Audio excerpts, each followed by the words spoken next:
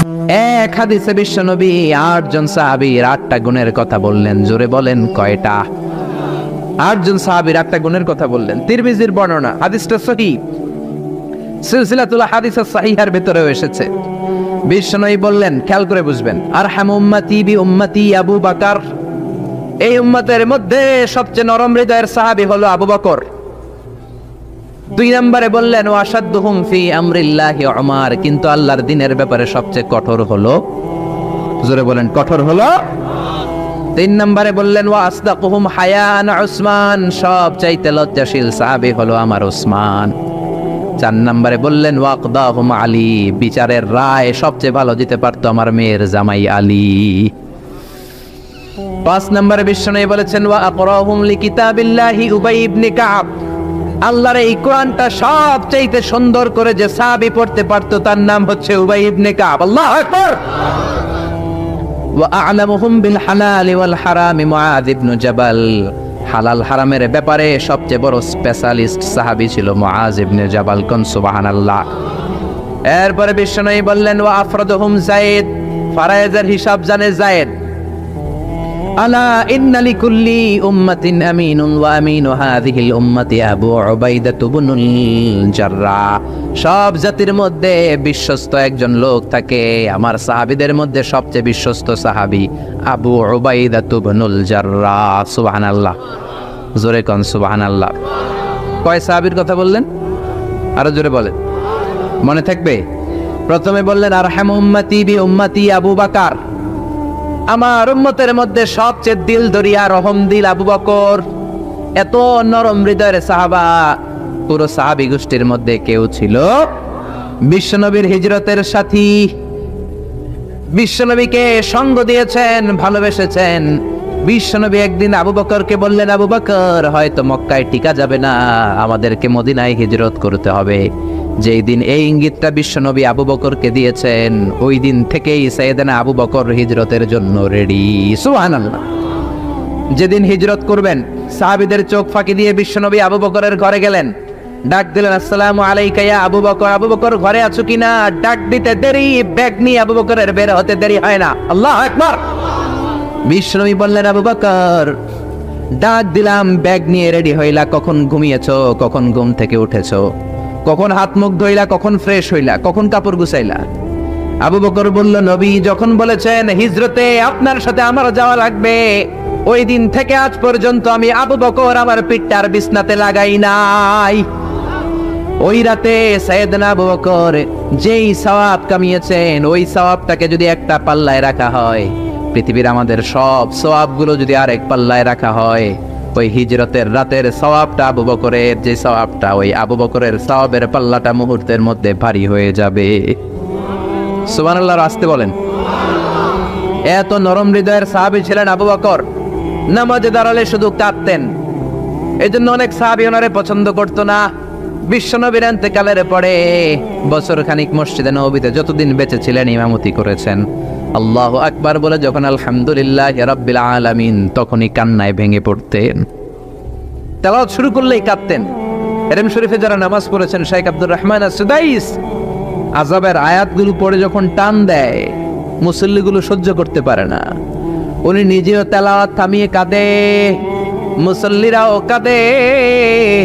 এরেমের চারদিকে কান্নার রোল পড়ে যায়, চিৎকারের রোল পড়ে যায়, শুধু কান্নার কান্না, শুধু কান্না। সাইয়েদনা আবু বকর যখন নামাজে দাঁড়াতেন শুধু কাঁদতেন। বুখারীর বর্ণনা, রজুলুন আসিফ, নরম হৃদয়ের লোক ছিলেন, আই রাকিকুল কলবি ওয়া সারিউল বুকা, এত অন্তর নরম, নামাজে দাঁড়ালেই কাঁদতেন, দিন দুনিয়ার কোনো হুঁশ তার থাকতো না। কিন্তু আমরা নামাজে দাঁড়ালে দিন দুনিয়ার খেলার হিসাব আছে না নাই, বাজারের খবর আছে না নাই, জি বাংলা আছে না নাই, সারাদিনে যেটা মনে পড়ে না নামাজে দাঁড়ালেই ওটা মনে পড়ে, ঠিক কি না?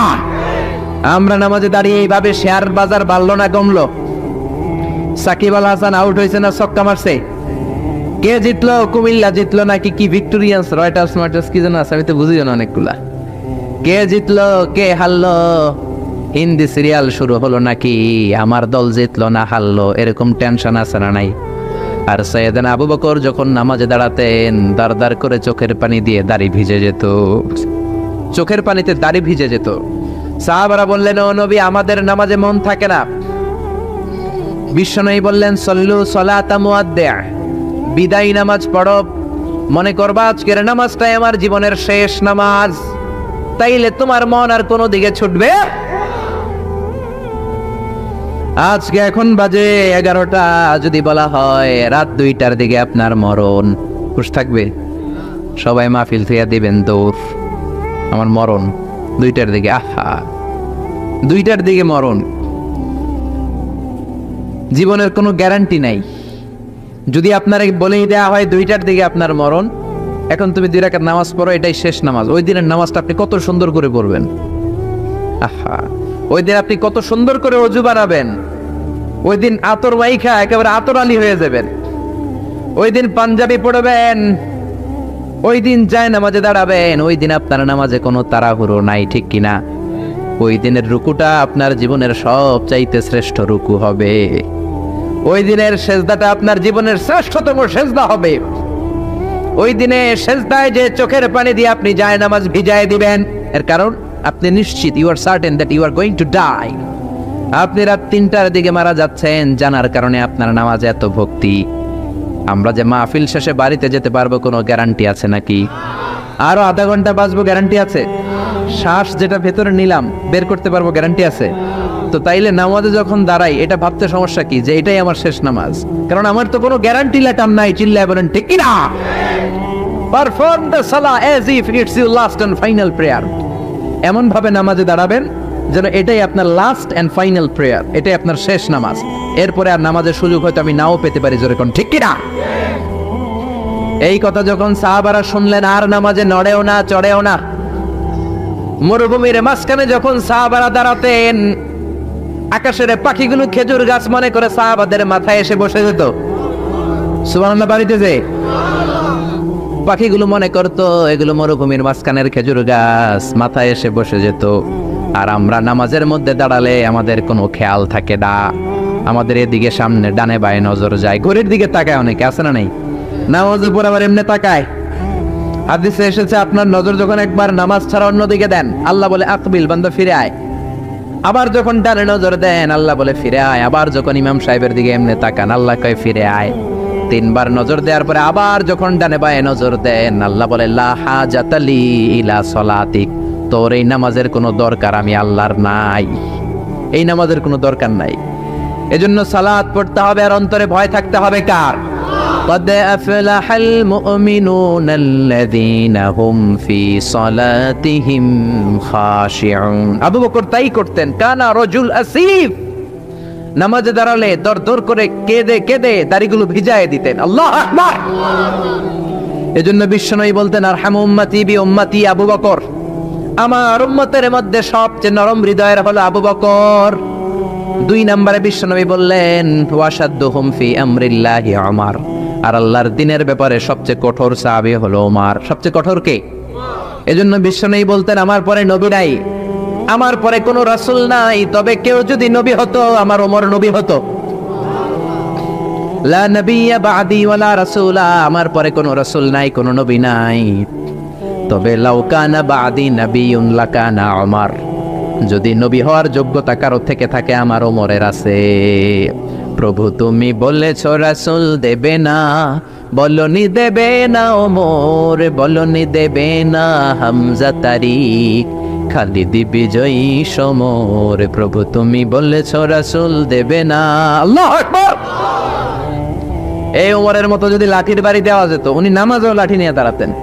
আমাদের ইমাম সাহেবরা কেবলামুখী, আর পিছন থেকে একামত দেয়, আল্লাহু আকবার, আল্লাহু আকবার, আশহাদু আল্লা ইলাহা ইল্লাল্লাহ, আশহাদু আন্না মুহাম্মাদার রাসূলুল্লাহ, হাইয়া আলাস সালাতি হাইয়া আলাল ফালাহ, قد قامت الصلاة قد قامت الصلاة, আল্লাহু আকবার, আল্লাহু আকবার, লা ইলাহা ইল্লাল্লাহ, আল্লাহু আকবার। সৌদি স্টাইলে একটু একামত শোনায় দিলাম। আমরা তো 2 বাক্যে বলি, আর 1 বাক্যেই বলে। ইমাম সাহেব কিবলামুখী হয়ে দাঁড়ায় আর মুয়াজ্জিন একামত দেয়। ওমরের সুন্নাত, বিশ্বনবীর সুন্নাত এটা ছিল না। ওমরে ফারুক মুসল্লিদের দিকে হয়ে দাঁড়াতেন। ওমরে ফারুকের হাতে থাকতো একটা লাঠি, যার কাতার বাঁকা লাঠির দিয়ে পায়ের উপরে বাড়ি আছে না নাই, এইরকম বাড়ি মেরে মেরে যদি সোজা করা যেত, কাতারে গ্যাপ থাকতো না। বিশ্বনবী বলতেন ওয়াসাদুল খালাল হাযু বাইনাল মানাকিবি ওয়াল আকদাম, এইটার সাথে ওইটা মিলাও। এই সাহাবী তার কাঁধের সাথে এই সাহাবীর কাঁধ মেলাতো, এই সাহাবীর কাঁধের সাথে এই সাহাবীর কাঁধ মেলাতো, এই সাহাবীর ডান পায়ের সাথে ওই সাহাবীর বাম পা, এই সাহাবীর বাম পায়ের সাথে ওই সাহাবীর ডান পা। বুনিয়ানুম মারসুস, সীসা ঢালা প্রাচীরের মতো। নবীর কেউ অ্যাটাক করতে আসলেও যেন আধা ঘন্টা লাগে এই প্রাচীর ভাঙ্গা আসতে, জোরে কোন ঠিক কি না? এই জন্য সাহাবীদের জামা সবার আগে এদিক দিয়ে ছুটতো, ধাক্কাধাক্কির কারণে নামাজে টাইট হয়ে তারা দাঁড়াতো।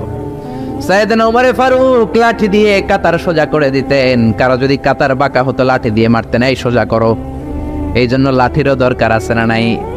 আবু বকরের মতো নরম হৃদয়ের সাহাবা যেমনি দরকার, ওমরের মতো গরম দু একটারও দরকার আছে না নাই?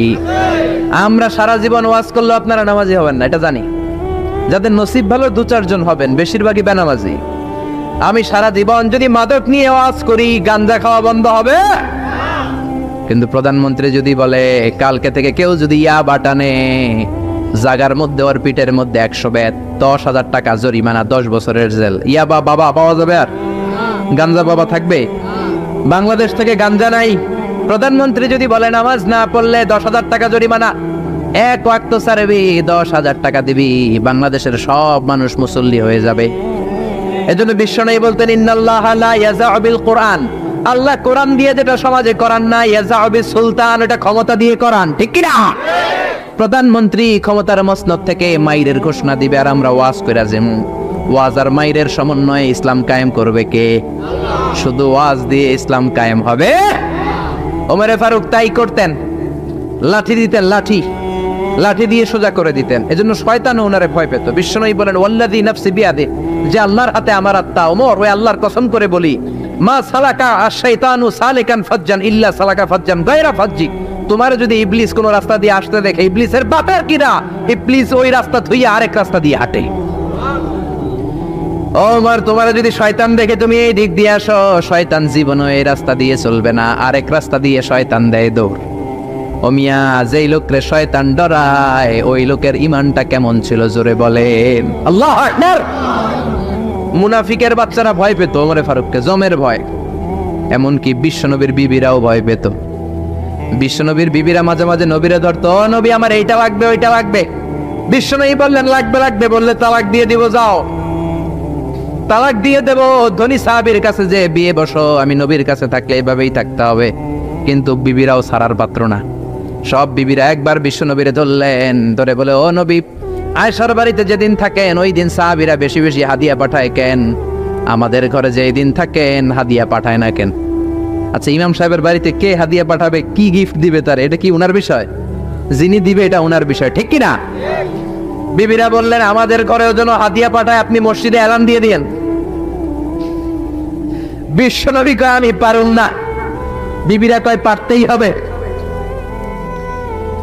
বিশ্বনবী বললেন না না, আমি এই কথা মসজিদে বলতে পারবো না। বিবিরা বললেন আপনি বলতেই হবে। ইন দা মিন টাইম দরজার বাইরে থেকে কে যেন সালাম দিল, আসসালামু আলাইকুম ওয়া রাহমাতুল্লাহ।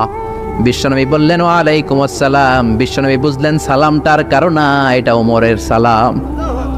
বিশ্বনবী সালামের উত্তর দিয়া বিবিদের দিকে তাকায় দেখে একটা বিবিও নাই, সব অন্দরমহলে দৌড়। সুবহানাল্লাহ কইবেন না? এই ভয়টা কিন্তু আবার ডাকাইত দেখলে যেই ভয় ওইটা না, এটাকে আরবিতে বলে হাইবাত। হাইবাত ওমর, ওমরের হাইবাত এমন ছিল, শয়তান ভয় পেত, মুনাফিকরা জমের মতো ভয় পেত। আমাদের মা উম্মুল মুমিনিন বিশ্বনবীর বিবিরা ওমরের কে ভয় পেত। সুবহানাল্লাহ। আমরা বাচ্চারা যদি না খায়, খেতে চায় না, আমার এক মেয়ে ছোট্ট খেতে চায় না, গল্প বলে খাওয়াই, আমি এদিক দিয়ে খাওয়াইলে ওদিকে দৌড়, এদিক দিয়ে ধরলে ওদিকে দৌড়। আপনাদের ছেলে মেয়েদের একই অবস্থা, বাচ্চারা খেতে চায় না, ঘুমাতে চায় না। তখন আমরা বলি ঘুমা, না হলে বাঘ আসবে বাঘ, বিড়াল আসবে বিড়াল। আপনারা কি কন?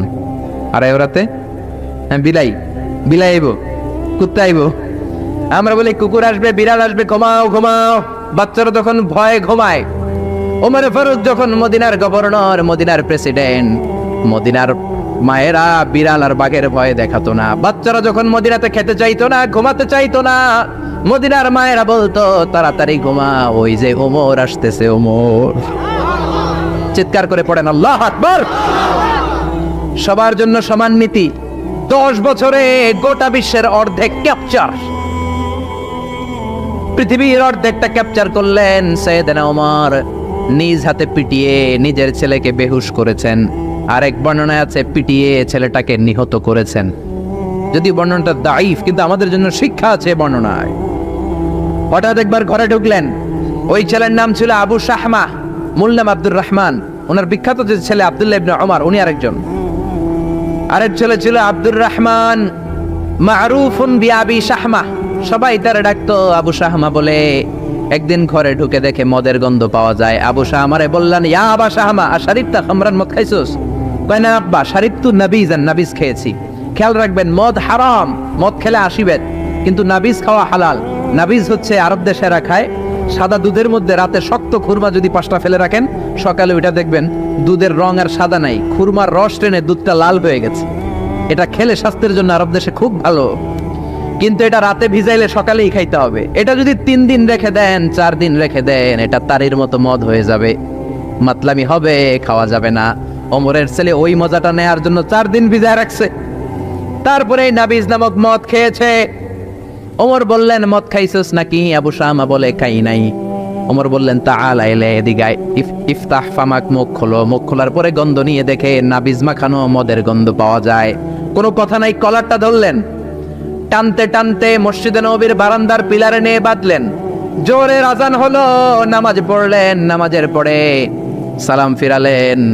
সালাম ফেরানোর পরে বললেন, মাকানাকুম ইনদানা হাদ। নামাজের পরে সুন্নত পরে সবাই বসবেন, একটা বিচার আছে। এই গুরুদণ্ড, এটাকে আরবিতে বলে হাদ, প্লুরাল হচ্ছে হুদুদ। সবাই যখন ওযু করে ঢুকতেছিল, বারান্দায় দেখে ওমরের ছেলে বাধা। সবার চিন্তা, হায় হায় কি ঘটনা ঘটলো, প্রেসিডেন্টের ছেলে পিলারের মধ্যে বাধা কেন? নামাজের পরে হাজার হাজার সাহাবী সবাই বলল, খলিফা কি হয়েছে? মাল আমর, হোয়াট হ্যাপেন্ড? ওমরে ফারুক বললেন, এটাই নাবিজ খেয়েছে, তবে এটা মদ হয়ে গেছিল, এখন 80 বেদ দিব। কেন ঘুষা, কেন ঘুষা? হাজার হাজার সাহাবী। কেউ কেউ বলল, খলিফার ছেলে তো মনে হয় মারবে না, ধমক দিয়ে ছেড়ে দিবে। এরকম কিছু বিচার দেশে আছে না নাই?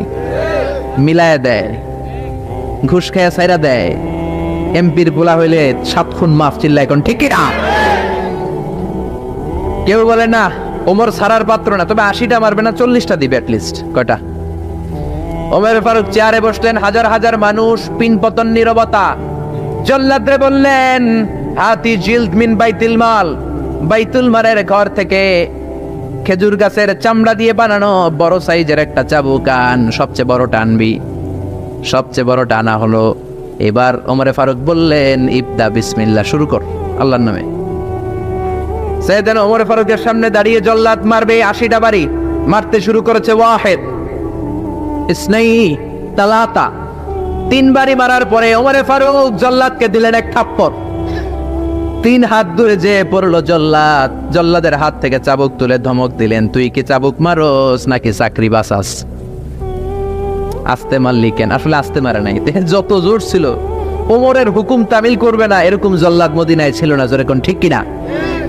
যত জোর ছিল তত জোরে মেরেছে, কিন্তু ওমরের পছন্দ হয় নাই। ওমর বললেন, ইনদাকা তালাতা ইনদি ওয়াহিদ, তোর হিসাবে 3টা, আমার হিসাবে মায়ের হইছে 1টা। আমি 2 নাম্বার থেকে শুরু করব। 2, 3। মারতেছে কে? মদিনাতে ওনারসে পালোয়ান আর কেউ নাই। এক একটা বাড়ির আঘাতে ওমরের ছেলে আবু শামা চিৎকার করে কাঁদে। এক একটা বাড়িতে চামড়া ছিঁড়ে যায়, রক্তগুলো ছোপ ছোপ করে নববীর দেয়ালের মধ্যে লাগে। ছোট্ট ছেলেটা ডেকে বলে, আব্বা আমারে মাফ করে দাও, আর জীবনে মদ খাবো না। সাইয়েদনা ওমরের পাষাণ হৃদয় নরম হয় না, কারণ আসাদ্দুহুম ফি আমরিল্লাহি ওমর, আল্লাহর দিনের ব্যাপারে সবচেয়ে কড়া, কোনো ছাড় নাই। এক একটা চাবুক মারে, লোকজন কেঁপে কেঁপে ওঠে। 10টা 15টা মারার পরে ছেলে বেহুশ, পানি দেওয়ার পরে আবার হুশ, আবার মারা শুরু করা হলো। 30টা মারার পরে আবার বেহুশ। এইবার আবু শাহমার মা ওমরের বউ এসে ওমরের পা ধরে ডেকে বলে, ওমর তোমার পায়ে ধরে ক্ষমা চাই, আমার কলিজার টুকরা বাজানটারে তুমি মেরে দিও না। 80টা বেত মারতে হবে, মেরেছো 30টা, আরো মারবা 50টা। যা ওমর, প্রতিটা বাকি, প্রতিটা বেতের বাড়ির বিনিময়ে আমি আবু শাহামার মা একটা করে ওট আল্লাহর রাস্তায় সদকা করে দেব। ওমর বলে না আবু শাহামার মা, এটা আল্লাহর আইন, গোটা দুনিয়াটা দিলেও একটা চাবুকের বাড়ি থেকে ওরা কেউ বাঁচাতে পারবে না। মারতে লাগলেন, আবার পানি দিয়ে আবার হুশ। ওমরের বাড়ি যে খেয়েছে সে বুঝেছে 50টা বাড়ি মারার পরে আবু শাহামা দুনিয়া থেকে শেষ। রাগে ওমর গড়গড় করছেন, বললেন এই বেয়াদবটারে গোসল করা, জানাজা দে, কবর দে। কবর দেওয়ার পরে কবরের উপরে মারা শুরু করছে 51, 52, 53, 80টা চাবুক মারার পরে আল্লাহরে ডেকে বলে, আল্লাহ আমার ছেলে হওয়ার কারণে কোনো পার্সিয়ালিটি করি নাই, বিচারে 2 নাম্বারই করি নাই, 80টা গুনে গুনে ব্যাত মেরেছি, দেহে যত শক্তি ছিল ততগুলো মেরেছি। কিয়ামতের ময়দানে জালিম ওমর বলে তুমি কিন্তু আমারে ডাকতে পারবা না, আল্লাহ জালিমদের কাতারে আমারে উঠাতে পারবা না, আমারে জালিম বলতে পারবা না। ওইরকম ওমরের দরকার আছে না নাই? ওই ওমরের লাঠির বাড়ি যদি থাকতো দেশটারে মদিনা বানায় দিত কে? চোরদের হাত যদি কাটা যেত দেশটারে সুন্দর করতো কে? একটা জিনাখোরের ফাঁসি যদি বাইতুল মুকাররমের স্কয়ারের মধ্যে দিয়ে দেয়া হতো, এরপরে আর জিনা হতো? একটার ফাঁসি হয়ে গেলে আর তনুর মতো কোনো নারীকে ধর্ষিতা হওয়া লাগতো না, খাদিজার মতো কোনো মেয়েকে কেউ কোবানোর সাহস পেত না। জোরে বলেন ঠিক কি না? একটা চোরের হাত জুমার নামাজের পরে বাইতুল মুকাররমের স্কয়ারের সামনে যদি কেটে দেয়া হয় আর কোনো চোর পাওয়া যাবে নাকি? জোরে বলেন। তবে আমচোর, জামচোর, কলাচোর ওই চোর না, যেই চোরগুলো বড় বড় জিনিস চুরি করে, ব্যাংক চুরি করে, দেশের টাকা চুরি করে, এক কলমের খোঁচায় 1000 কোটি টাকা চুরি করে, ওই চোরদের হাত কাটতে হবে। শেয়ার বাজার খায়া ফেলায়, হলমার্ক খায়া ফেলায়, দেশের টাকা খায়া ফেলায়, সুইজারল্যান্ডে সব টাকা পাঠায়, এরকম বড় বড় চোর আছে না নাই? ইসলামী বিচার যদি শুরু হয় আগে বড় চোরদের বিচার দিয়ে শুরু হবে। চিল্লায় বলেন ঠিক কি না? এই জন্য বিশ্বনবী বলতেন আসাদ্দুহুম ফি আমরিল্লাহি ওমর, আল্লাহর বিধান বাস্তবায়নে সবচেয়ে কঠোর ছিল ওমর। এক নারী এসে বলল, ওমরে ফারুক আমার স্বামী আমারে তালাক দিয়েছে 100টা। কয়টা? শুনতেছেন? একটু জিমাই গেলেন মনে হয়। আমার স্বামী আমাকে 100 তালাক দিয়েছে। কয় তালাক? আসলে দিতে হবে কয় তালাক? তাও একটা একটা করে, ঠিক কিনা? ওমরে ফারুক ডেকে আনলেন, স্বামীরাও আনলেন, বউরে আনলেন। ও স্বামী কয় তালাক দিছো? কয় 100টা দিছি। ওমরে ফারুক বললেন তালাক হচ্ছে মিন শাআইরিল্লাহ, এটা আল্লাহর নিদর্শন, আল্লাহর নিদর্শন নিয়ে ফাইজলামি করার অনুমতি তোরে দিছে কে? 3 তালাকে তোর বউ তালাক, বাকি 97 তালাক তোর পিঠের উপরে পড়বে। সুবহানাল্লাহ। বাড়িতে যে বউরে 100 তালাক দিছে এক ডাকায়, ওমরে ফারুক বললেন 3 তালাকে তোর বউ তালাক, বাকি 97 তালাক তোর পিঠে। এজন্য লাঠির দরকার আছে না নাই? ওমরে ফারুক জোহরের নামাজের ইমামতি করলেন। নামাজের পরে দেখলেন একদল লোক গোল হয়ে বসে জিকির করে, আসরের পরেও দেখলেন গোল হয়ে জিকির করে, মাগরিবের পরে দেখলেন সব লোক কাজে চলে যায়, ওই একদল লোক জিকির করে। ওমরে ফারুক বললেন মান আনতুম, তোমরা কারা? কয় নাহনু আল মুতাওয়াক্কিলুনা আলাল্লাহ, আমরা আল্লাহর উপর তাওয়াক্কুলকারী, তো কাজবাজ নাই, খালি জিকির করো। খাও দাও কিভাবে? তা আমাদের জিকির দেখে লোকজন খানা দিয়া যায়। ওমরে ফারুক বললেন তাহলে তো তোমরা মুতাওয়াক্কিলুনা আলাল্লাহ নও, তোমরা হচ্ছে আল মুতাওয়াক্কিলুন বা'দুকুম আলা বা'দ, একে অপরের উপর তাওয়াক্কুলকারী, যারা তোমাদের জন্য রুটি নিয়ে আসছে এদের উপর তাওয়াক্কুলকারী।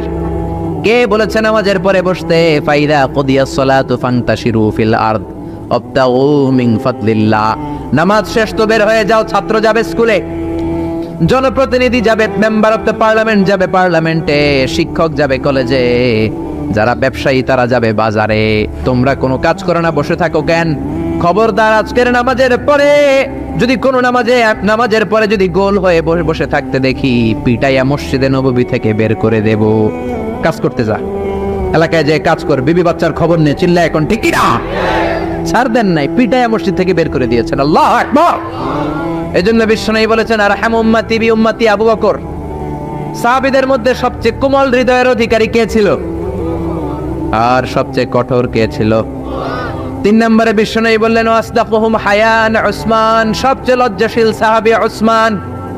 নারীরা এত লজ্জাশীল ছিল না, সাইয়েদনা ওসমান যতটা লজ্জাশীল ছিল। এখন আমাদের সমাজে লজ্জা শরমের বালাই নাই। কি করে আমরা বেশরম হব, বেলাল্লাপনা, অশ্লীলতা কি করে ছড়াবো, এগুলো ট্রেনিং সেন্টার আমাদের ঘর। জি বাংলায় আমাদেরকে ট্রেনিং দেয়া হয় শাড়িটা কেমনে পরলে শরীর বেশি দেখা যায়, পেট খালি, পিঠ খালি, কপালের উপরে এক নক্তা আছে না নাই? জোরে কোন? কপাল পোড়া। প্রতিদিন আমরা ট্রেনিং প্রাপ্ত, প্রতিদিন জি বাংলা স্টার জলসায় শাশুড়ি আর বউয়ের মধ্যে কেমনে গিরিঙ্গি লাগানো যায়। আচ্ছা ভাই, বিশ্বনবী বললেন ইযা লাম তাস্তাহি ফাসনা মা শিতা, যদি শরম না থাকে তোর যা মন যায় তাই করতে পারবি। এই জন্য আল হায়াউ শু'বাতুম মিনাল ঈমান, লজ্জা হলো ঈমানের অঙ্গ, যার লজ্জা নাই তার ঈমান। এজন্য লজ্জা শরমের দরকার আছে না নাই? বিশ্বনবী ছোট্টবেলা থেকেই লজ্জাশীল ছিলেন। বিশ্বনবীর দুধমা হালিমা তিনি বলেন 2 বছর মুহাম্মদ আমার দুধ খেলো, 5 বছর ছেলেটারে আমি পাললাম, 5 বছরের লালন পালন করেছি, 5 বছরের মধ্যে শিশু মুহাম্মদকে আমি কোনোদিন কাঁদতে দেখি নাই। ব্যথা পেলেও মুহাম্মদ কাঁদে না, ক্ষুধা লাগলেও মুহাম্মদ কাঁদে না, শুধু লজ্জাস্থানের জায়গা থেকে কাপড়টা একটু সরে গেলে শিশু মুহাম্মদ কেঁদে দেয়। ছোট্ট বাচ্চা ব্যথা পায়, কাঁদে না। বিশ্বনবী কাঁদতেন না, ক্ষুধা লাগলে কাঁদতো না, লজ্জাস্থান থেকে কাপড় সরলেই কাঁদতো। বিশ্বনবীর বয়স 7 কিংবা 8। মক্কাতে কাবা নির্মাণ হবে। মক্কার সবাই কয় আমরা সবাই এই কাজে অংশগ্রহণ করব, কাবা ঘর বানাইলে ওটাতে সব আছে না নাই?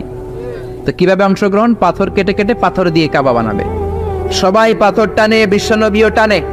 বিশ্বনবীর বয়স 7 কিংবা 8, উনার বয়সের ছেলেরা সবাই পরনের লুঙ্গি খুলে কাঁধের মধ্যে রেখেছে, আর কাঁধের উপরে একটা করে পাথর টানে যাতে ব্যথা না পায়।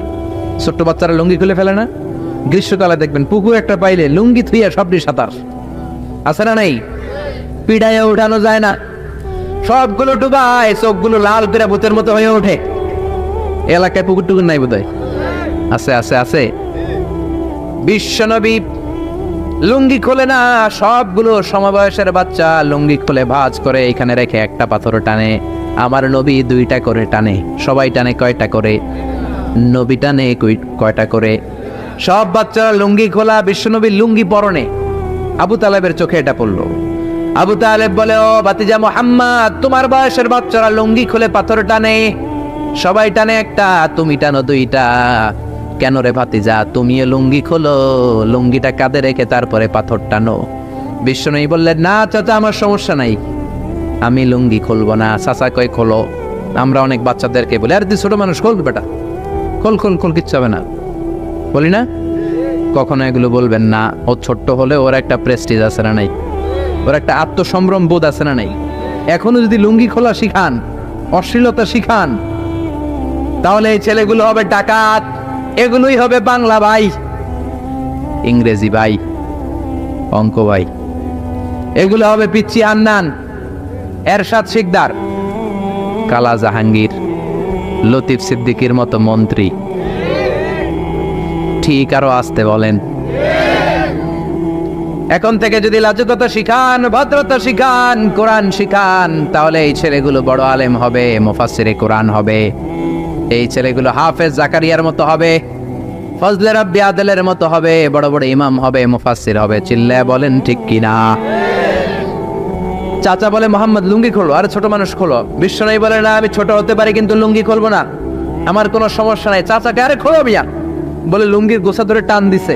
টান দিতে দেরি, মুহূর্তের মধ্যে বিশ্বনবী বেহুশ হয়ে জমিনে পড়ে যায়। বিশ্বনবীর জীবদ্দশায় পৃথিবীর কোন মানুষ বিশ্বনবীর লজ্জাস্থান দেখে? জোরে বলেন, দেখে? এজন্য খবরদার, তোমার বোনের পেট পিঠ খালি থাকতে পারবে না, কপালে এক নোক্তা থাকতে পারবে। তোমার বোন বললেই তুমি তারে পাখি ড্রেস কিনে দিতে পারবা না, লেহেঙ্গা 2 পিস 3 পিস কিনে দিতে পারবা না। তুমি যদি এগুলো আদরের বোনকে কিনে দাও, আল্লাহর সুপ্রিম কোর্টের কাঠ গড়াতে তোমারও আসামি করে দাঁড় করাবে কে? বাবা খবরদার, মেয়েদের সব আবদার পূরণ করবেন না। হেজাব পরানো শিখান, বোরকা পরানো শিখান। একটা মেয়ে যখন বোরকা পরে রাস্তায় বের হয়, মনে হয় জান্নাতের হুর দুনিয়ায় এসেছে। একটা মেয়ের সৌন্দর্য তো হেজাবে, সৌন্দর্য তো বোরকার ভেতরে, সৌন্দর্য তো পর্দার ভেতরে। চিল্লা এখন ঠিক কিনা? আবার কিছু নানি আছে বয়স 90, উনি হাত মোজা পা মোজা, আর সাথে 16 বছরের 18 বয়সের নাতনিরে নিয়ে বের হইছে। এমন দৃশ্য এলাকার সব পোলারা পিছনে পিছনে লাইন ধরে, আছে না নাই? মায়ের বয়স 60, হাত মোজা পা মোজা। আপনি হাত মোজা পরছেন কেন? আপনি তো অল্প কাপড় পরে বেরোলেও কোনো সমস্যা নাই। আপনি তো এক্সপায়ার্ড, আপনার ডেট এক্সপায়ার্ড, ঠিক কিনা? আপনার দিকে তাকাবে না সুন্দরী সুরুষী অষ্টাদশী মায়াবিনী কাজল কালো চোখ মেঘ কালো কেশ আপনার ওই নাতনির দিকে লুলুপ দৃষ্টি দিয়ে বখাটেগুলো তাকাবে, ঠিক কিনা? এজন্য খবরদার, মেয়েদেরকে পর্দা শিখান, মেয়েদেরকে ভদ্রতা শিখান, মেয়েদেরকে ইসলাম শিখান। ফ্যামিলিটারে জান্নাত বানায় দিতে পারে কে? এজন্য বিশ্বনবী বললেন ওয়াসদাকুহুম হায়াআন উসমান, সবচাইতে লজ্জাশীল সাহাবী ছিল কে? মনে থাকবে নি? ওসমান নামটা সুন্দর না? ছেলে পেলে হইলে এগুলো রাখবেন তো? কি রাখবেন? কি অদ্ভুত অদ্ভুত নাম রাখে। এক লোক অনেকদিন পরে বাতিজারে দেখতে আসছে বাসায়, ঢাকাতে, গ্রামের সবজি টবজি নিয়ে গেছে। তো বাতিজারা বলে, বাতিজা তোমার নাকি এক ছেলে এক মেয়ে? বলে জি চাচা, দোয়া করবেন, এক ছেলে এক মেয়ে, একটু ডাকো তোমার ছেলে আর মেয়েরে। বাতিজা ডাক দিছে ব্রাশ ফায়ার, ব্রাশ ফায়ার শুই না চাচা দিছে দৌড়। বাতিজাও পিছন থেকে দৌড়ায়, চাচাও দৌড়ায়। বাতিজা কয় দাঁড়ান চাচা, চাচা কয় আমার বয়স 80 হয়েছে রে বাতিজা, আমার তুই ব্রাশ ফায়ার করিস না। বাতিজা কয় চাচা এটা ওই ব্রাশ ফায়ার না, ছেলের নাম ব্রাশ, মেয়ের নাম ফায়ার। আছে না নাই? কিয়ামতের দিন আল্লাহ ইউদাউনা ইয়াউমাল কিয়ামাতি বিআসমাইকুম ওয়া বিআসমাই আবাইকুম, কিয়ামতের দিন আল্লাহ তোমাদের নাম ধরে, তোমাদের বাবাদের নাম ধরে ডাকবে। ফাহসিনু আসমাআকুম, তোমাদের নামগুলো সুন্দর করে রেখো। সুবহানাল্লাহ। রাখবেন, ওসমান নামটা রাখবেন তো, ছেলে হইলে রাখবেন। এরপরে বিশ্বনবী বলেছেন ওয়াকদাহুম আলী, সবচেয়ে ভালো বিচারের রায় দিতে পারতো আমার মেয়ের জামাই আলী। বিচারের রায় হবে একটা কিতাব দিয়ে, কিতাবটার নাম কি? আপনাদের উচ্চ আদালত আর নিম্ন আদালতে তো এই কিতাব দিয়ে রায় হয় না? হাইকোর্ট, সুপ্রিম কোর্টে এটা দিয়ে রায় হয় নাকি? এই কোরআনটা দিয়ে যদি সব বিচারের রায় হতো, কেউ মাজলুম হতো না। কোরআন দিয়ে রায় হলে ওই রায়ে কোনো স্কাইপি কেলেঙ্কারি থাকে? কোরআন দিয়ে রায় হলে ঘুষ খাওয়ার সুযোগ থাকে? কোরআন দিয়ে রায় হলে এক দলের কথা শুনে আরেক দলের উপর কোনো জুলুম করার সুযোগ থাকে? এজন্য রায় দিতে হবে কি দিয়ে? وَمَنْ لَمْ يَحْكُمْ بِمَا أَنزَلَ اللَّهُ فَأُولَئِكَ هُمُ الْكَافِرُونَ। সুবহানাল্লাহ। আল্লাহ 3 বার বললেন কোরআন দিয়ে যে রায় দেয় না, বিচারের রায় যারা কোরআন দিয়ে ঘোষণা করে না, এক জায়গায় বললেন জালেম, এক জায়গায় কাফের, এক জায়গায় ফাসিক। এজন্য কোরআন দিয়ে বিচারের রায় হওয়ার দরকার আছে না নাই? কোরআনকে সংসদে পাঠানোর দরকার আছে না নাই? এমনি এমনি হেঁটে চলে যাবে কোরআন সংসদে, নাকি পাঠাইতে হবে? ভালো নেতা বানাইতে হবে, যারা কোরআন মানে, যারা কোরআনের পক্ষে, এরকম নেতা বানানোর দরকার আছে না নাই? এজন্য বিশ্বনবী বলেছেন মান ক্বালা বিহি সাদাকা, কোরআন দিয়ে যে কথা বলে তার কথা সত্য কথা নাকি মিথ্যা। ওয়া মান আমিলা বিহি উজরা, কোরআন দিয়ে আমল করলে আমল নামায় সওয়াব আছে না নাই? বেশি না কম? ওয়া মান হাকামা বিহি আদালা, কোরআন দিয়ে যে বিচারের রায় দেয় ওইটাই সবচেয়ে সেরা বিচার, ঠিক কি না? আল্লাহ দেশে কোরআনের বিচার কায়েম করুক, পড়ে না আমিন। 5 নম্বরে বিশ্বনবী বললেন ওয়া আকরাহুম উবাই ইবনে কাব, সাহাবীদের মধ্যে সবচাইতে সুন্দর তেলাওয়াত করতে পারতেন, তাসবিহের সাথে সবচাইতে সুন্দর তেলাওয়াত করতে পারতেন উবাই ইবনে কাব। কি নাম? এগুলো জানেই না, জানতেও চায় না, খালি নাম মুখস্থ করে, সালমান খান, শাহরুখ খান, অমুক খান, তমুক খান। পড়েন উবাই ইবনে কাব। উনি ছিলেন সবচেয়ে বড় কারি। বিশ্বনবী কিন্তু তারাবির সালাত এইভাবে পড়তেন না, কিয়ামুল লাইল করতেন। রাতের সালাত সবসময় 8 রাকাতের বেশি বিশ্বনবীর ছিল না। ওমরে ফারুকের সময় উনি এই উবাই ইবনে কাবের নেতৃত্বে মসজিদে নববীতে 20 রাকাত তারাবি চালু করে দিলেন। সুবহানাল্লাহ। বাড়িতে যে কার নেতৃত্বে? উবাই ইবনে কাবের নেতৃত্বে। আর বললেন নি'মাল বিদআতু হাযিহি, কত সুন্দর একটা বেদাত চালু করে দিলাম। ওনাদের বেদাত চালু করার অথরিটি ছিল, কারণ তারাই ছিলেন দিনের ধারক এবং বাহক। চিল্লায় এখন ঠিক কি না? কেমন করে উনি কোরআন পড়তেন?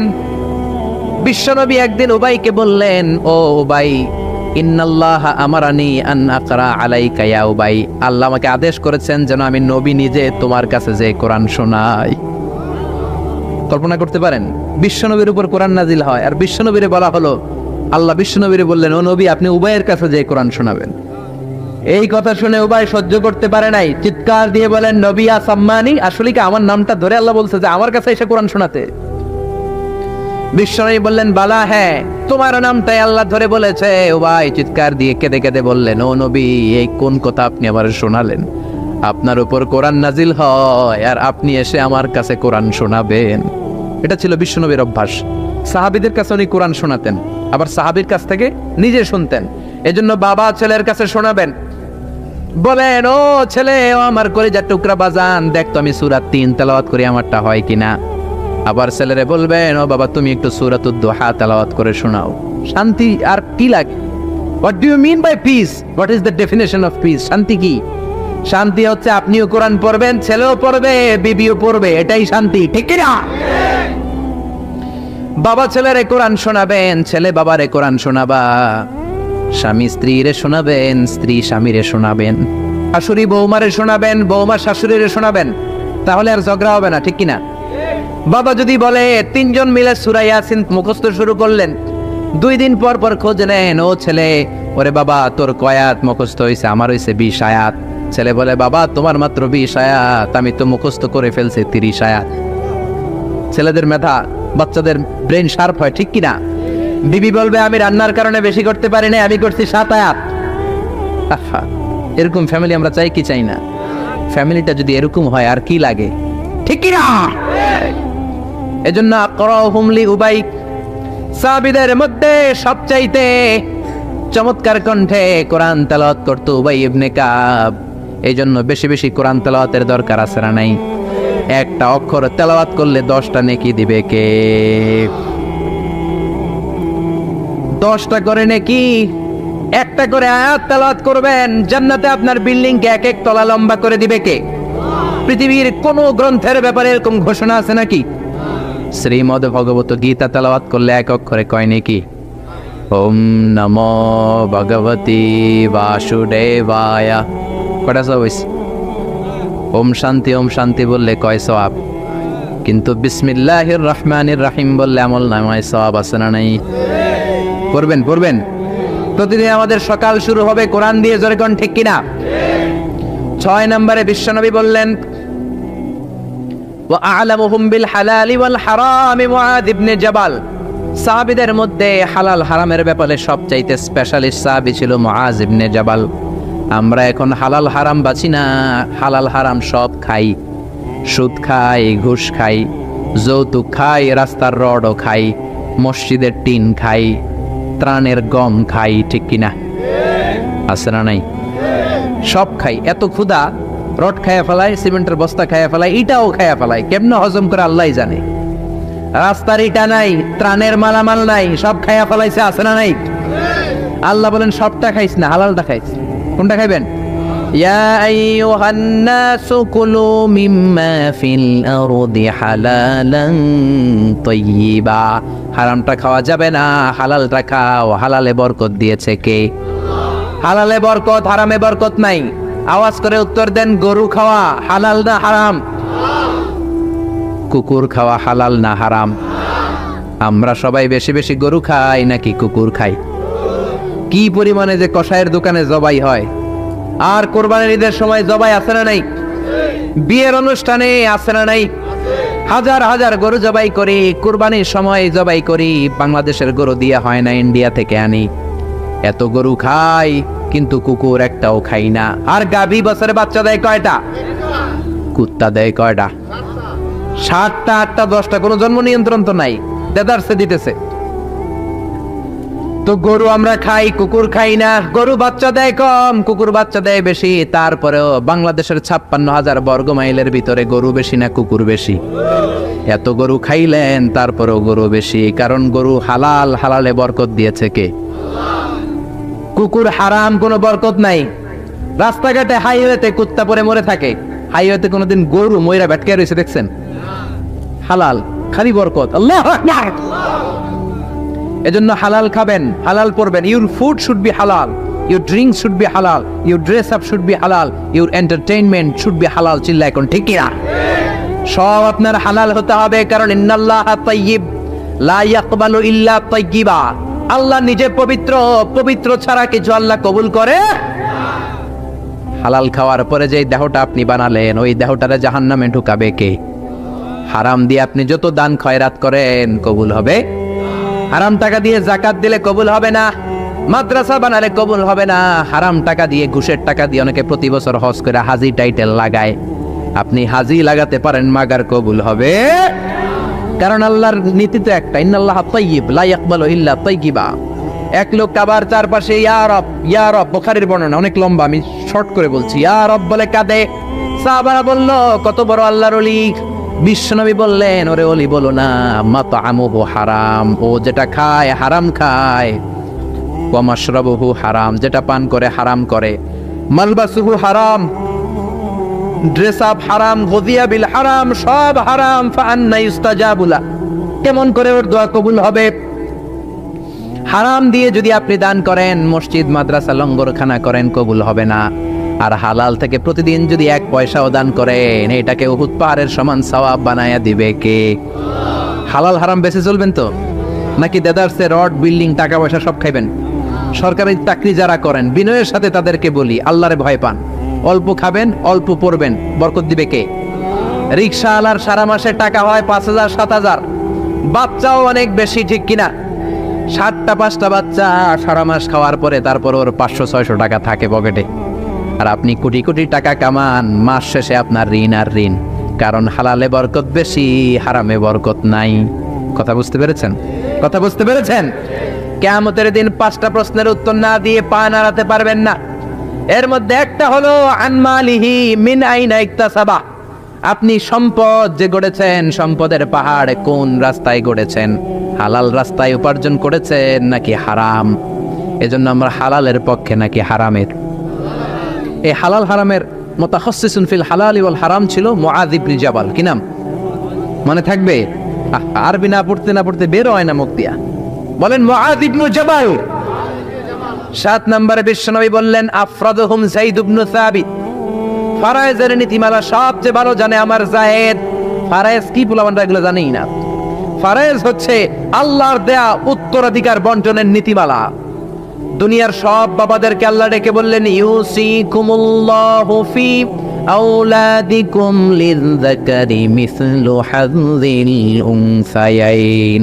আল্লাহর দেয়া নীতিমালা হলো, বাবারা ছেলেরে যদ্দুর দিবা, মেয়েরে অর্ধেক দিবা। কার কথা? নাকি আজারি সাহেবের কথা? কে বলেছেন? কে বলেছেন? আল্লাহর দেয়া বিধান, দুনিয়ার বাবারা ছেলেরে যা দিবেন, মেয়ের অর্ধেক। এদিকে বাবা আছে না নাই? বয়স্ক বাবারা আছে না নাই? খবরদার, কিয়ামতের দিন আপনারও কাঠগড়ায় দাঁড়াতে হবে, ঠিক কিনা? ছেলেরে যদি 2 লাখ দেন, মেয়েরে দিবেন? ছেলেরে 10 কানি দিলে মেয়েরে, ছেলেরে 4টা বাড়ি দিলে মেয়েরে। অনেক মা আছে ছেলের পাতে মুরগির রান দেয়, মাইয়ার পাতে মুরগির ঠ্যাং দেয়, মুরগির গিলা দেয়, মুরগির পুস্তি দেয়। কি কন আপনারা? গিলা পুস্তি কন তো। মেয়েরে যেমনি পুস্তি দিলেন, মাইয়ার কি রান খাইতে মন চায় না? মন চায় না? দেখবেন যে মা বাবা ছেলের পাতে দেয় মুরগির রান, মেয়ের পাতে দেয় মুরগির ঠ্যাং, ওই মা বাবার শেষ জীবনটা ছেলের বাড়িতে কাটে না, মেয়ের বাড়িতেই কাটে, ঠিক কিনা? এই জন্য আফরাদুহুম যায়েদ ইবনে সাবিত, যায়েদ ইবনে সাবিত সবচেয়ে ভালো ফারায়েজের নীতি জানতেন। এই ফারায়েজের নীতি যদি ভঙ্গ করেন, কিয়ামতের ময়দানে জবাব দিতে হবে। অনেক বাবা বলে, মা তোর ভাইয়ের সব দিয়ে দিলাম, তোর লাগে আমি হাত তুলে দোয়া করে দিলাম। তো দোয়া তো আপনি করবেনই, যে যেটা পাওয়ার অধিকারী তারে ওইটা আগে দিবেন, তারপরে দোয়া, ঠিক কিনা? সব শেষে বিশ্বনবী বললেন ইন্না লিকুল্লি উম্মাতিন আমিন ওয়া আমিনু হাযিহিল উম্মাহ আবু উবাইদা ইবনুল জাররাহ। সব জাতির মধ্যে বিশ্বস্ত একজন থাকে, আমার সাহাবীদের মধ্যে সবচাইতে বিশ্বস্ত সাহাবী আবু উবাইদা ইবনুল জাররাহ। এটার নাম নিতে অনেকের দাঁত ভেঙে যাবে। আবু উবাইদা ইবনুল জাররাহ, আরবি পড়ে না তো, কোরআন পড়ার সময় নাই, খালি দুনিয়া কে মজা লে লো, দুনিয়া তোমারি হ্যাঁ। বিশ্বনবী বললেন আবু উবাইদা সবচেয়ে আমিন সাহাবী, নিরাপদ সাহাবী, the most trustworthy personality among my companions। আমার সাহাবাদের মধ্য থেকে সবচাইতে বিশ্বস্ত আবু উবাইদা। কিছু লোক আছে জান যাবে প্রাণ যাবে কিন্তু আমানতের খেয়ানত করবে না, আছে না নাই? এই জন্য বিশ্বনবী ছিলেন আমানতের জন্য সেরা। সবাই বিশ্বনবীর ডাকতো আমিন। আমিনের সাথে আলিফ লাম লাগান হয়ে যায় কি? আল আমিন, আস-সাদিক আল আমিন। সবাই বিশ্বনবীর কাছে জমা রাখতো টাকা পয়সা।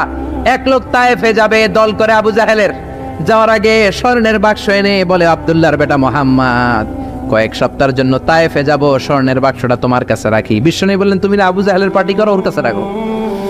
ও কয় না, আবু জাহেলের পার্টি করি ঠিক, কিন্তু জমা রাখা যাবে না। আবু জাহেলের কাছে যদি স্বর্ণের বাক্স দিয়া যায়, আইসা দেখবো স্বর্ণ নাই, স্বর্ণের বাক্স নাই। গোটা বিশ্বটা মসজিদ, মসজিদ মানে মাকানুস সুজুদ, সেজদার জায়গা, যেখানে এই সেজদা দেন কবুল করবে কে? নূহ আলাইহিস সালামের জামানায় যেই কোনো জায়গায় নামাজ পড়লে কবুল হতো না, মসজিদে যেয়ে পড়া লাগতো। মুসা নবীর উম্মত মসজিদ ছাড়া নামাজ পড়লে কবুল হতো না, সিনাগগে যেয়ে পড়া লাগতো। ঈসা নবীর জামানায় ইবাদতখানায় যেয়ে পড়া লাগতো। কিন্তু আমরা যেইখানেই নামাজ পড়ি কবুল করে কে? আজকের এই প্যান্ডেলে যদি নামাজ পড়ি কবুল হবে কি হবে না? বাইতুল মুকাররমে হবে কি হবে না? শোলাকিয়ার ময়দানে কবুল হবে কি হবে না? বাজারে পড়লে হবে কি হবে না?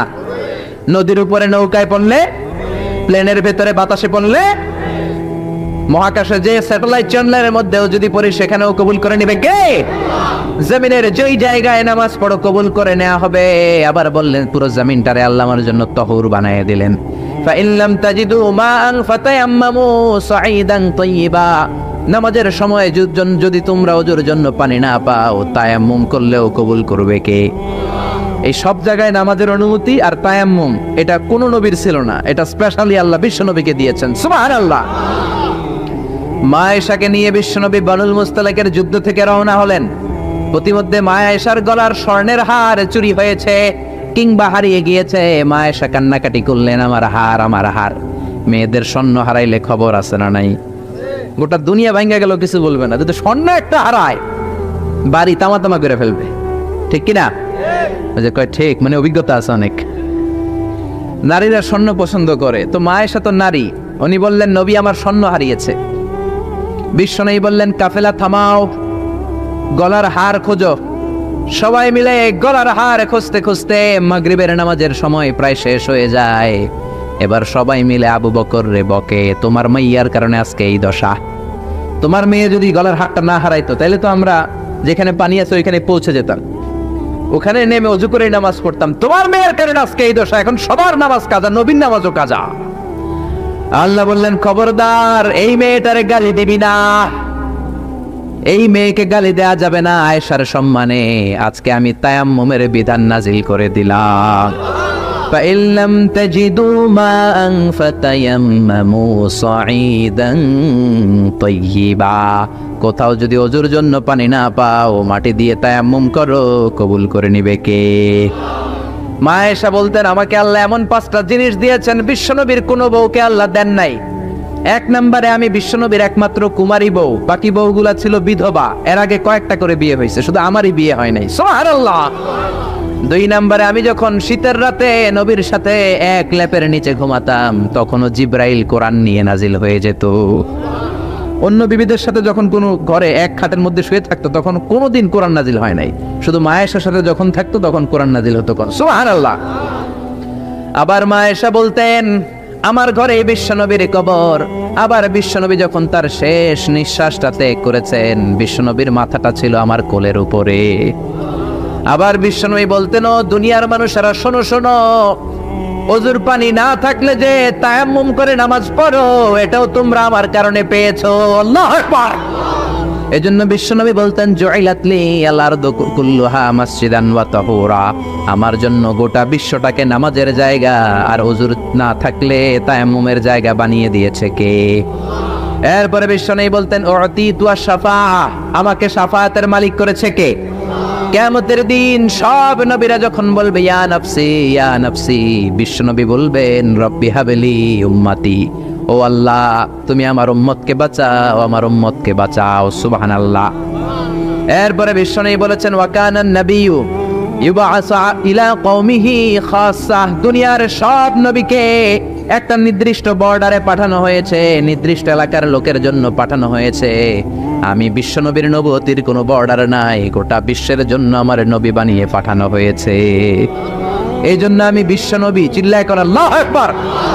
বিশ্বনবী শুধু পুরুষদের নবী নয়, শুধু নারীদের নবী নয়, শুধু সাদা লোকদের নবী নয়, শুধু নিগ্রো আর কালো লোকদের নবী নয়, শুধু আরবদের নবী নয়, বিশ্ব নবী আদম নবী থেকে শুরু করে কিয়ামত পর্যন্ত যত মানুষ, যত জিন পৃথিবীতে আসবে, সবার জন্য বিশ্ব নবীকে নবী বানিয়েছে কে? বিশ্ব নবীর যদি কোনো নবীরাও না মানে, ওই নবীর নবুয়তিও ক্যান্সেল করে দিবে কে? এজন্য আল্লাহ বললেন মুহাম্মাদুর রাসূলুল্লাহি ওয়াল্লাযীনা মাআহু আশিদ্দাউ আলাল কুফফারি রুহামাউ বাইনাহুম। মুহাম্মদ হলেন আল্লাহর রাসূল। কার কথা? ঘুম আসতেছে? জিমায় পড়ছেন? তাকবীর দেন, লিল্লাহি তাকবীর। নবীর কথা বলে আল্লাহ বললেন ওয়াল্লাযীনা মাআহু, নবীর সাথে যারা চলে। নবীর সাথে কারা চলতো? সাহাবারা। জোরে বলেন কারা? এবার আল্লাহ সাহাবাদের কথা বলছেন ওয়াল্লাযীনা মাআহু, নবীর সাথে যারা চলতো। আশিদ্দাউ আলাল কুফফার, কাফেরদের ব্যাপারে তারা বজ্র কঠোর। রহমাউ বাইনাহুম, নিজেদের ব্যাপারে তারা পুষ্পকোমল। কাফিরদের ব্যাপারে সাহাবারা বজ্র কঠোর, নিজেদের ব্যাপারে তারা পুষ্পকোমল। কাফিরদের ব্যাপারে কোনো ছাড় নাই, মুশরিকদের সাথে জিহাদের ময়দানে কোনো ছাড় নাই। চিল্লায় এখন ঠিক কি না? কিন্তু নিজেরা ভাই ভাই, নিজেদের মধ্যে মহাব্বত আছে না নেই? এজন্য বিশ্বনবী বলতেন আমার সাহাবাদের মধ্যে দুই কিসিম আছে। কয় কিসিম? এক কিসিম নরম কিসিম, আরেক কিসিম গরম কিসিম। সুবহানাল্লাহ। আবু বকর নরম, কিন্তু ওমরে ফারুক গরম। জোরে কোন ঠিক কি না? এজন্য বিশ্বনবী বলতেন খায়রুল কুরুনি কারনি, সবচেয়ে সেরা যুগ আমি নবীর যুগ। সুম্মাল্লাযীনা ইয়ালুনাহুম, তারপরে সাহাবাদের যুগ। সুম্মাল্লাযীনা ইয়ালুনাহুম, তারপরে তাবেঈদের যুগ। ঠিক কি না? সাহাবারা হচ্ছে পৃথিবীর শ্রেষ্ঠ সন্তান, তাদের চেয়ে শ্রেষ্ঠ সন্তান পৃথিবী জন্ম দিতে পারে নাই। চিল্লায় বলেন ঠিক কি না? এজন্য সাহাবাদেরকে ভালোবাসার দরকার আছে না নেই? তাকে সাহাবীদেরকে গালি দিবেন, সাহাবীদেরকে ঘৃণা করবেন। সাহাবীদেরকে যদি গালি দেন, যদি ঘৃণা করেন, যদি সমালোচনা করেন, আপনার ঈমান থাকবে? কথা বলেন, ঈমান থাকবে? এজন্য নবী বললেন খবরদার, লা তাসুব্বু আহাদাম মিনাস সাহাবী, আমার সাহাবীদেরকে গালি দিও না। সাহাবাদেরকে ভালোবাসা হলো ঈমান, সাহাবীদেরকে ঘৃণা করা হলো কুফরি। ঠিক কি না?